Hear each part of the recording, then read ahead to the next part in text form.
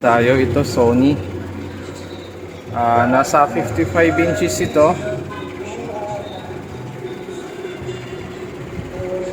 Ang problema niya, may backlight siya, yan o. Pero wala siyang display. At hindi naman siya nagpo-protect. Wala siyang blink. Pero blanco yung screen niya.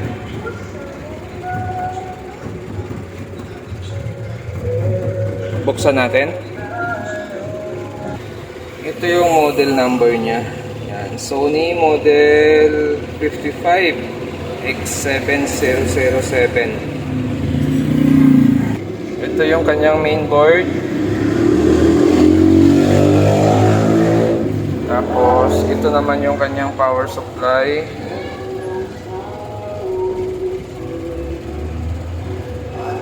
Mayroon siyang T-con dito. So dahil wala siyang display, dito tayo mag-check ngayon. Titingnan natin kung nag-ooperate yung DC to DC ng kanyang T-con at bakit walang display. Okay, so ganyan yung T-con nito.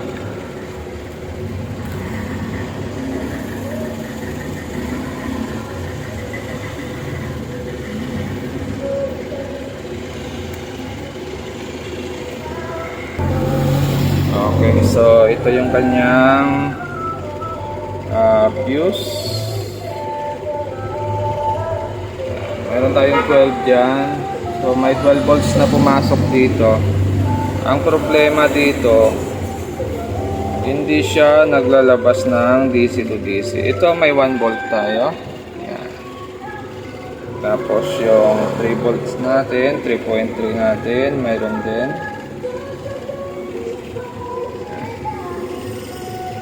Tapos yung ating ABDD wala rin.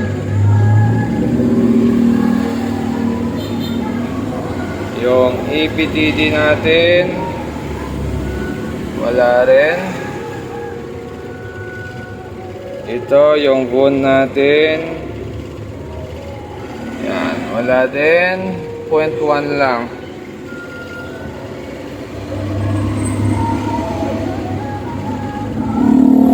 So hindi nagpapangsyon yung DC to DC nito. Pwedeng may problema sa top board. Pwede ding sira yung ating T-con. Yun ang medyo mahirap sa ganitong trouble ng Sony. Kasi kailangan mo mag-try ka ng T-con na ganito. Kaya lang parang wala pa tayo T-con na ganito yata. Okay, so try natin i-remove yung ribbon nito. Kung mayroon siyang DC to DC at kung hindi siya magpo-protect. Kasi minsan sa mga ganito nagpo-protect yung DC to DC pag wala yung panel or top board natin.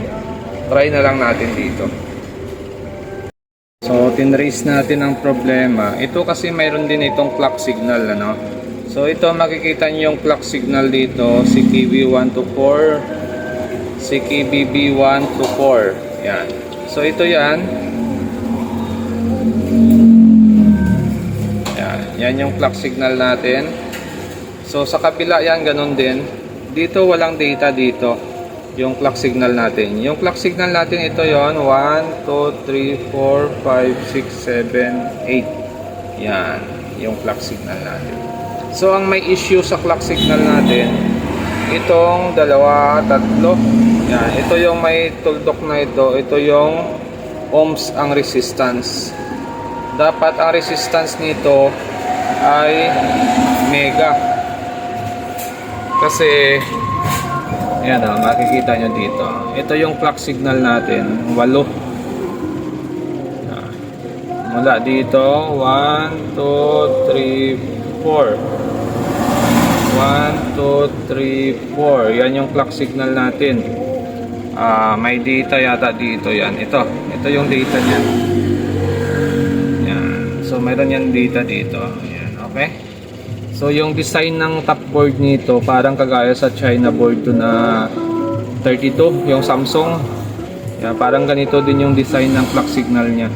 Pero hindi pa ako nakapag-try dito na gamitan ng short killer. So So gagawin natin dito, bali i-block muna natin yung side na ito.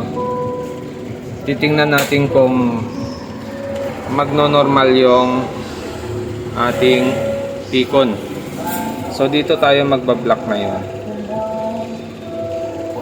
Yan, i-block natin tong 8 dito. Try lang natin. Yan, bibilangin lang natin yan dito. Yan, kagaya nito. Ito 1, 2, 3, 4, 5, 6, 7, 8, 9, 10, 11, 12 13, 14 pin, pang 15, bablock na natin yan hanggang dito. Yan. Okay, try natin. Okay, so ito, bali yan yung binlock natin, yung clock signal dito, kasi ito yung na-trace natin. So check ngayon natin yung phone natin kung mayroong supply ito. Yan, tingnan natin. So mayroon na siya, 27 volts na. So ibig sabihin, nag-operate na yung DC to DC nito dahil na-block na natin yung clock signal natin na may leak. So tingnan natin dito yung ABDD natin. Kung ilang volts ito. 15. Yan, may supply na ito. Itong HEBDD natin 7. Yan. So may supply na siya, ano? So nagkaroon siya ng supply, nag-operate yung DC to DC niya nung binlock natin yung clock signal na may leak or may damage, no? So titingnan natin kung nagka-display ito kasi nagkaroon na siya ng DC to DC. Maaring magka-display siya or maaring hindi rin kasi nga yung mga ganitong panel minsan talagang komplikado yung sakit nito. So tingnan natin. Medyo mabigat lang siya angat. Ayun no, mayroon na siya, no? Ayun no, nakalagay no signal, mabigat lang talaga siya.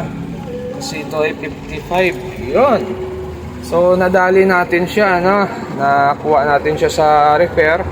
So yung ganitong tikon, siguraduhin nyo muna na talagang sira siya bago kayo magpalit. Kasi nga minsan kagaya nung kanina, di ba, nagpo-protect siya. Hindi talaga siya naglalabas ng DC to DC pag mayroong clock signal na damage. So, hang nyo yung ribbon or pwede nyo rin ikabit yung ribbon. Tapos, kagaya sa ginawa natin kanina na nagsukat tayo dito, nag-trace tayo kung saan yung may leak na clock signal. So, doon natin nahuli na itong side na to ang may tama na clock signal, ano? Yung isang side niya ay okay pa. Okay? So ganun lang pag nag-troubleshoot ng mga ganitong panel. So maraming naloko ng ganitong panel dahil ang clock signal nito ay nasa gitna banda, hindi siya sa gilid. Pero dito mayroon naman siyang data dito. Okay, so ito siya, may display nga siya pero mapapansin natin medyo mayroon siyang hairlines. May hairline siya na manipis. Okay. Pero yung kabila, fine pa yung kabila.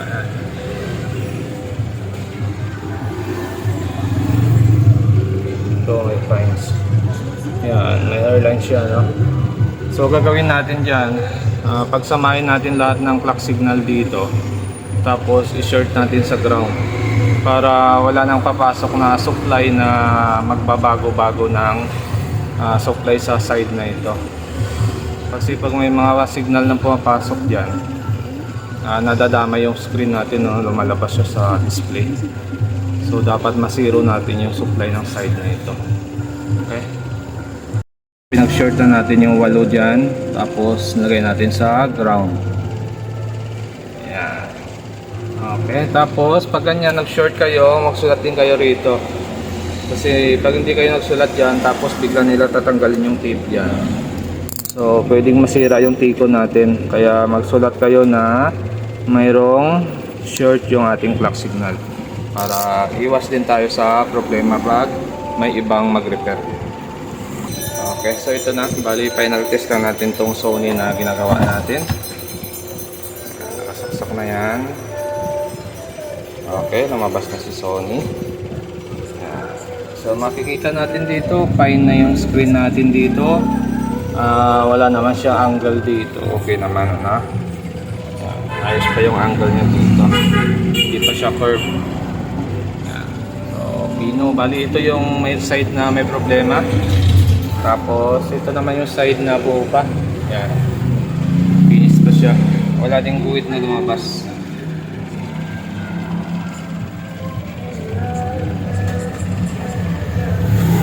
Okay na ito. So hanggang dito na lang yung video natin. At kung bago lang kayo sa aking channel, huwag kalimutan mag-subscribe sa susunod ulit natin na video.